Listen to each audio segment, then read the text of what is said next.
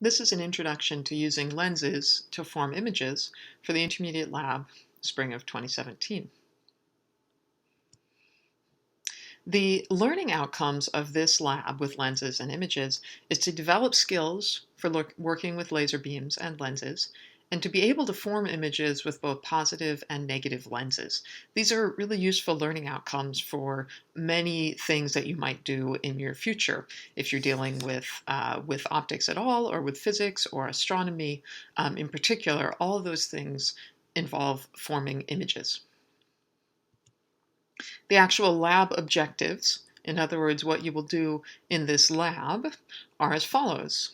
You'll design and implement a beam expander, a 9 to 10 times beam expander, somewhere in there.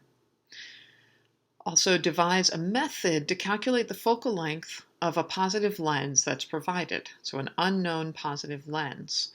Your particular method must use plotting multiple data points, and think with your group about how to do that, and of course, we can help. Third, and this will probably, you'll figure this out doing number 2, but number 3, determine how to make an image that's exactly the same size as the object being imaged.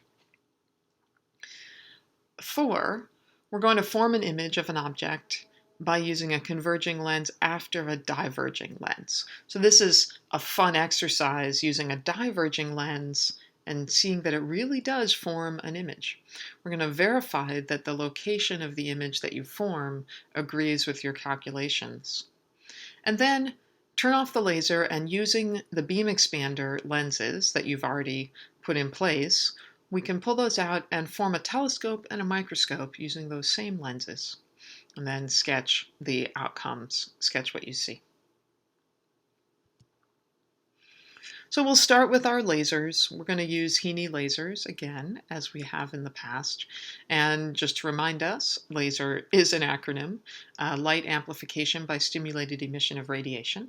And the significant things are that a laser beam is monochromatic, collimated, polarized, if it is polarized, our lasers are polarized, and has a defined mode in general. So what we're doing now is going from Gaussian optics, where we looked at the behavior of light really close to the focus of a laser beam. And we saw that the focused laser beam doesn't become, for example, infinitely small, but has a defined beam size. And the intensity profile of the laser beam is brightest in the center and dimmer on the outside. All those things are true of Gaussian optics. When we're start dealing with things that are far from a focus or are not Gaussian sources like sunlight and stuff, we'll mostly be working with geometric optics. Geometric optics actually is applied when we can neglect diffraction effects. That has to do with wavelength, it has to do with the focus, whether you're close to the focus or not, it has to do with several things. And really, the actuality is that all light is actually limited due to the fact that it has a non-zero wavelength, and we call this diffraction limited. So we will say that every image that you make will actually be diffraction limited. All right, so brief introduction to lenses. We have refraction happening at a spherical surface, like a lens, and it's actually a little bit hard to figure out exactly what happens at a lens surface, but we can simplify the question by assuming that all rays going through our particular optical system make small angles, and this is called the paraxial approximation. So our paraxial approximation says that all rays coming in from our laser more or less travel along the axis, our paraxial. Right, so let's suppose we have a refracting surface, like a glass lens. Glass refracts, it has a different index of refraction, and we will cover that more in an optics class. In the case of a refracting surface, we can relate the object distance, image distance, and focal length of the surface by this expression. And we define those parameters as follows. The image distance is referred to as S sub I. The object distance is referred to as S sub O. the radius of curvature, which is actually about the curvature of the glass surface itself, is r, and the focal length, which is what we will deal with most, is f. So this expression, 1 over SI plus 1 over SO equals 1 over F, is what we will see repeatedly today. Now, in fact, the focal length of a lens is kind of complicated to figure out. There's a lens maker's equation, which goes as 1 over F equals index of refraction, the relationship between the index of refraction of the lens to the surrounding medium, minus 1, times 1 over R1 minus 1 over R2, where R1 and R2 are the radius of curvature of each surface. This is interesting and fun to go into when you start looking at different types of lenses, but will not be as important for us today. So again, that's the expression we'll be coming back to. And the magnification of an object, let's say you've got an object that's placed at the object distance and forms an image at the image distance, the magnification will end up being minus SI over SO. And interestingly, when your object is very, very far away, all rays will converge at the focus. We see that with the math. If we make an object distance of infinity, then our image distance is equal to the focal length of the lens. In other words, all rays converge at the focus and your image will be formed at the focus. So an example of objects being very far away is the sun. When sunlight shines through a lens, it will form a bright spot at the focus. And other ways that we make light or we put our objects very far away, the image will be at the focus. So there are a few interesting things about lenses. The kinds of words we're going to use today, we've described the focal length f already, and that's one defining characteristic of a lens. We also refer to whether the lens is converging or diverging.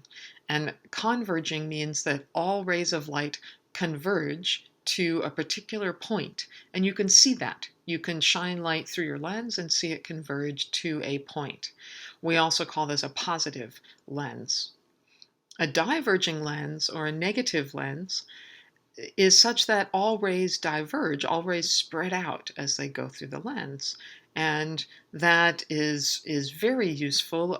Your eyeglasses, many of your eyeglasses, for example, are diverging lenses, or your contact lenses.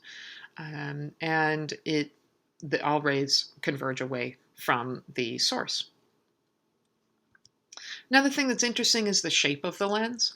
We'll see a few different shapes depending on what types of lenses we're looking at. We're mostly going to see plano-convex, biconvex, plano-concave, and biconcave today. Meniscus lenses, we may have some meniscus lenses also, are such that both surfaces are curved. This would be a negative lens, a meniscus lens. So if we went through this list, this is a positive lens, this is a negative lens, it's a positive lens, negative lens, negative lens. All right, so sign conventions. Sign conventions are actually really important. First of all, if you have a diverging lens, part of the reason we call it a negative lens is we will refer to the focal length as negative. And when we're drawing pictures, right now we always assume that light will travel from left to right. An object at the left of the lens has a positive SO. So right now I've drawn SO over here. The object would be placed here where SO is, and that SO would be positive. Let's say it's plus 20 centimeters, for example. When an image is formed to the right of the lens, it has a positive SI. So if our image was formed at, say, 30 centimeters to the right of the lens, that would be a positive 30 centimeters.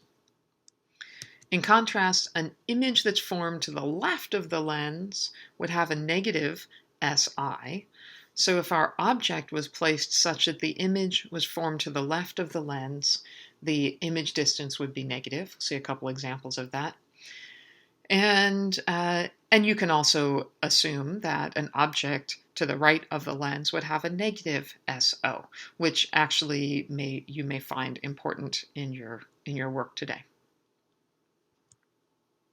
All right, so if we want to do ray tracing is a great way to find an image without using your equation or to check your equations, so approximate image positions. Focus on the picture on the left here to start with, and we'll talk about the three principal rays. The first principal ray is a ray that's initially parallel to the central axis, and this ray will travel through the focal point on the far side of the lens, and keep going. The second ray is initially traveling through the focal point on the left side of the lens and then travels parallel to the central axis. And the third ray is directed towards the center of the lens and passes right through unchanged. These are three principal rays, and the place where they converge is the place where all rays from the tip of this object will converge. In other words, if this was our object and we wanted to form an image of it, everything from the tip, all light rays coming from the tip of that object would end up right here. All light rays from the middle of that object would end up right here in the middle of the image, etc. The same image formation is happening over here. Today, let's look at C. We're going to deal with negative lenses, with diverging lenses. Suppose we put our object out here. The way you do ray tracing with your negative lenses is you draw your rays the same as you did before. So ray 1 is parallel to the axis, bends away such that light would have come from the focus. Well, let's look at ray 2. Ray 2 goes towards the focus on the opposite side, and then bends parallel to the axis. Ray 3 travels through the center of the lens and emerges unchanged. Well, all three of those rays converge nowhere. But they look like they all came from here, from the tip of this little arrow at I. So all the rays this is actually a virtual image. There is no real image. There is no place where the rays converge. But they look like they came from the tip of that little I arrow. So coming back to the virtual image question, if you find that your image distance that you calculate is negative, that means it's a virtual image. And in fact, the image is not actually there, but instead all rays are traveling through that lens as if they came from the image, from the virtual image. And there are two ways to make a virtual image. One is with the negative lens, and the other is with a positive lens. You actually saw it in the previous slide, but I did not emphasize it. And we will be looking at forming virtual images. We'll use a negative lens to form a virtual image and then image that image. Okay, so an example with a negative lens. Let's say we've got f equals minus 20 centimeters and our object distance is 10 centimeters. This does not exactly, well, it's not too bad, not exactly correspond to this picture, but it's kind of close, actually. All right, no, it's the reverse. Okay, so applying this to our equation, 1 over SI equals 1 over F minus 1 over SO. We substitute in being careful to put negative 20 centimeters for our focal length. And when we subtract minus 1 over 20, minus 1 over 10, we get minus 3 over 20. We can then find SI by taking the inverse of that, and we find minus 6.7 centimeters. Don't write it as a fraction. Write it as a decimal, because that indicates the number of significant figures that you know your answer to, that you know your image distance. So in this case, if the object was 10 centimeters from a lens, the focal length was minus 20 centimeters, the image would be formed at minus 6.7 centimeters. All right, so when we're dealing with multiple lenses, we use the first image location as the second object location. What that means is an object, out here to the left, forms an image with our first lens. The image could be anywhere, in between, beyond, to the left. But then we take that image and its distance from the second lens, as the new object. So our new image distance is our new object distance is the distance of the first image from the second lens. And be careful when doing all of this to remember your sign conventions, whether your image is to the right or the left of the lens, and what that means in terms of the sign. Okay, so we're going to look briefly at the ways that we combine lenses to make particular elements. And a simple element is a magnifying glass. The useful thing about this picture is notice the position of the object relative to the focal length. This capital F in this case is indicating the focal length of this lens, and the object is closer than F. It's forming a virtual image that our eye then looks at and sees as a real image on the back of our eye or our retina. So if you have a positive lens, you can use any positive lens as a magnifying glass if you put your object closer than the focal length of the lens. When you have a telescope, it's a telescope made with lenses is arranged with the two lenses such that the objective of your telescope forms a real image of an object very far away, and the object forms a virtual image of that real image. What that will mean in practice is that your lenses will be separated by just about equal to the object focal length plus the eyepiece focal length. In this picture, that is F1 and F2, or F and F2. The light is the blue, the incident light is blue. It forms an image, a real image here at image 1, and lens 2 makes a virtual image of that real image out here at image 2. And we look at that with either a camera or our eyes. The magnification of a telescope is simply the ratio of the focal lengths of the two lenses, the objective lens divided by the eyepiece lens. So in the case of a telescope, you want your shorter focal length lens to be the objective and your longer focal length, let's try that again. You want your longer focal length lens to be the objective and the shorter focal length lens to be the eyepiece in order to get a positive magnification.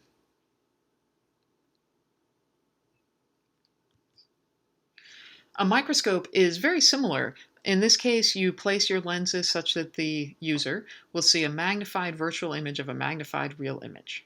All right, so pretty much the same thing as what we just said with the telescope.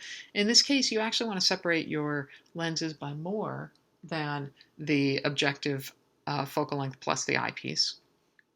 So your eyepiece is the one on the right. The eyepiece focal length is much, much smaller than the objective.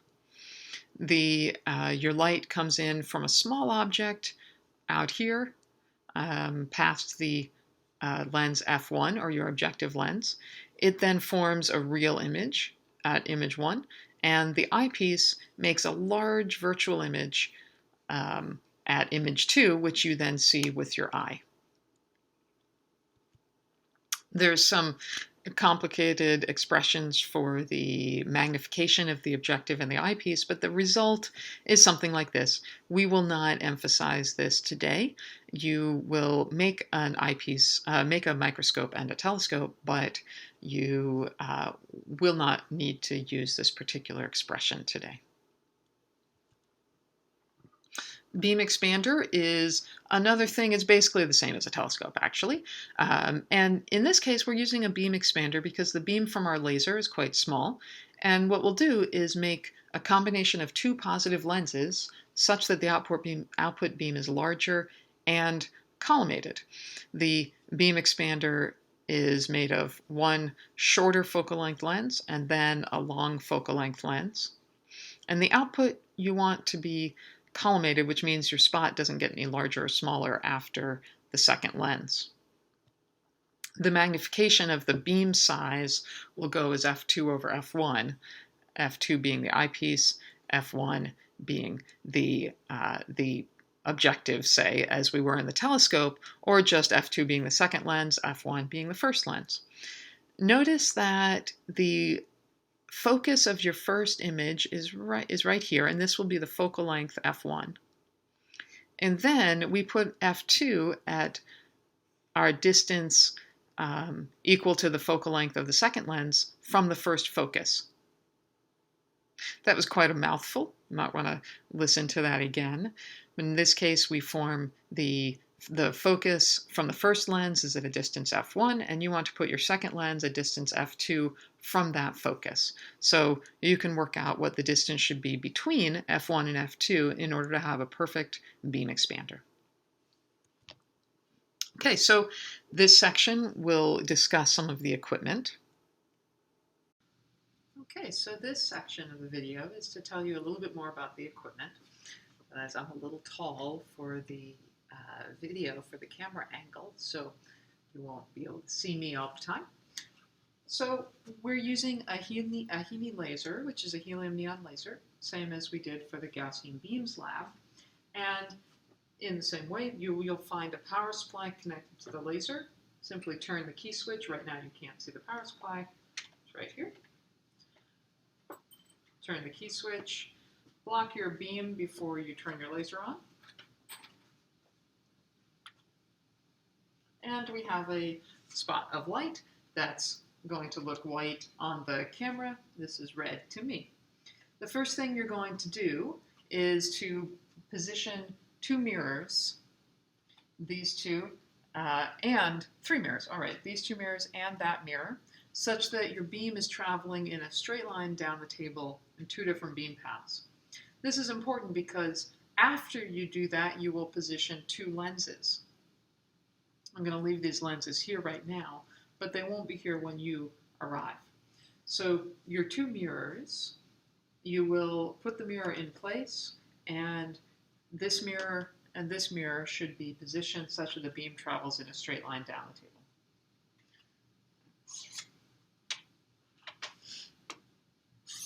Notice that these optics mounts have a fairly tight grip on the post. You might need to use a little bit of pressure to get the post in.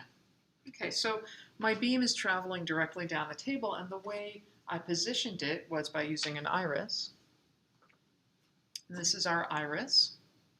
We use our iris against a set of screws. So we would place the iris against screws in a close position, check that the beam is traveling through, and then steer this mirror for the close position, move the iris far away, use the second mirror for the far position, and go back and forth. So I adjust once, then come back to the close position, adjust the mirror again, far position, adjust the mirror, back and forth until in both positions the beam is traveling directly through the center of the iris. After I've positioned, aligned the beam down the table this way, now I can go ahead and position my next mirror, which will be this one, and this mirror. Now these two mirrors will make a beam path directly down the table this way. Now we'll go ahead and once again align, look, I've got a couple screws here, align in a close position and a far position. When in the close position, use the further away mirror, that would be this one. When in the far position, use the next mirror, that's this one. All right, now your beam is aligned down the table. Throughout this lab, you will be looking at images and beam expansion, and making images with your beam, with lenses, etc. Okay, so you will be experimenting with how to use those lenses and put them in place. But a couple more things that would be useful to show you. One, when we talk about an object, you might wonder what object you're going to make an image of. And since our laser beam is our light source, we'll send light through an object and form an image of that object. And this is an incredibly high-tech object holder. The object on this is a piece of plastic with a little writing on it. I drew a couple of arrows on the object. So when I place this in my expanded beam, and this forms my object, I then know that my object distance, we'll do a little sample here. So let's say I put my object here. My beam is not expanded, so just ignore the beam part. Put my object here, my lens somewhere like this, and I look for my image. The object distance will be the distance from my little piece of plastic with writing on it to the lens. And the image distance will be the distance from the lens to wherever I'm looking at it, which in this case will be on a camera, and I'm going to adjust the position of the camera. So there's object distance, image distance. You can move these around. You can move the lens and the camera.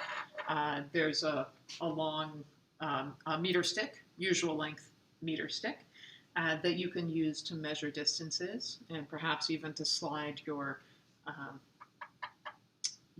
lens along. When it comes to the camera, there's a couple things that you should know. One is it will be connected to a computer with a USB cable. The other is don't assume that the top is the top of the camera image. In other words, figure out where the top of the camera image actually is.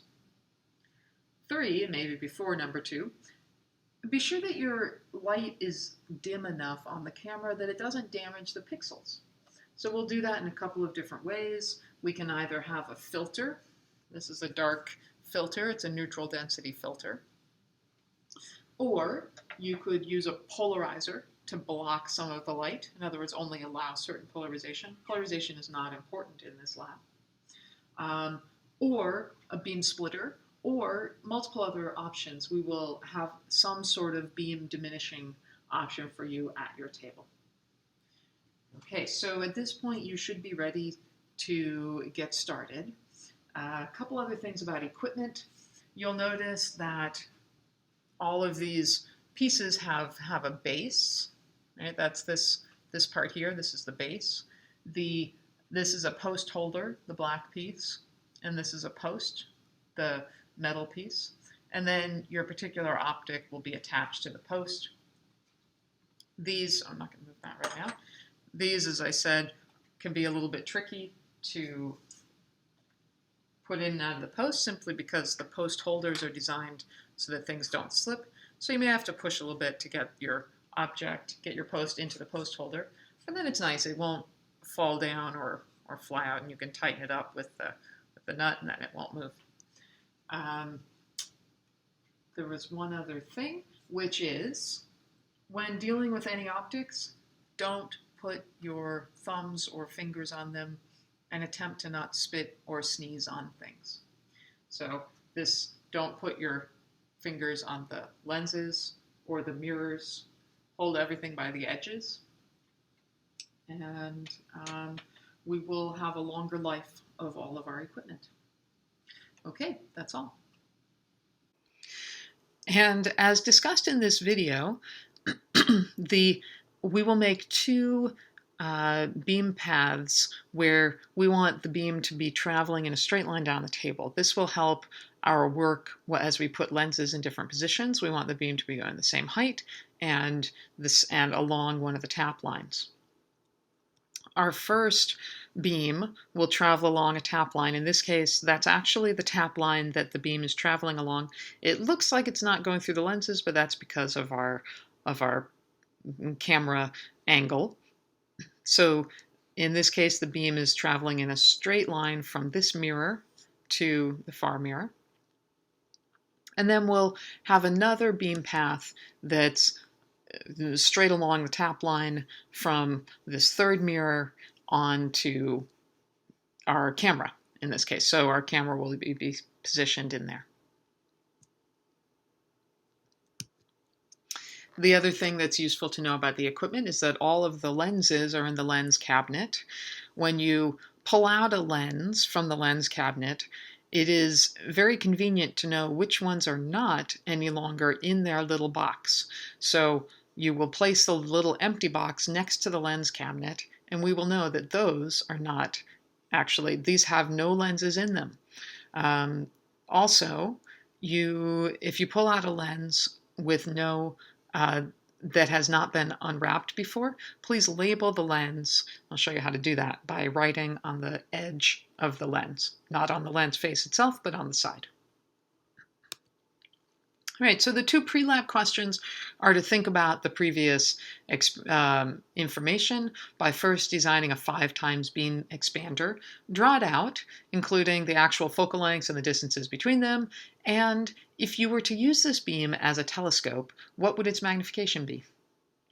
The second question, a nearsighted person, such as myself, uses a negative lens to correct their vision, but negative lenses only form virtual images. So what's happening with the eye such that a positive image is formed at the back of the eye? As you get started, of course, the usual process, discuss your hypothesis with your group, sketch your setup, making all of your diagrams approximately to scale. That does not mean the same size as the table, it just means relatively to scale. And then be sure that you align the beams down the 2 beam paths that were discussed before. Write your procedure, schematics, etc. in your notebook, and do go back to your diagram. You can start with a straightforward diagram and then add as much as you can. The red pen that we add is actually very useful. Does not mean you made a mistake. It just means you realized there was more information that you needed, or something that was not important. As you form your images, you'll use a camera to find the location of the sharpest image, and be sure to ask for any help on that as you need it.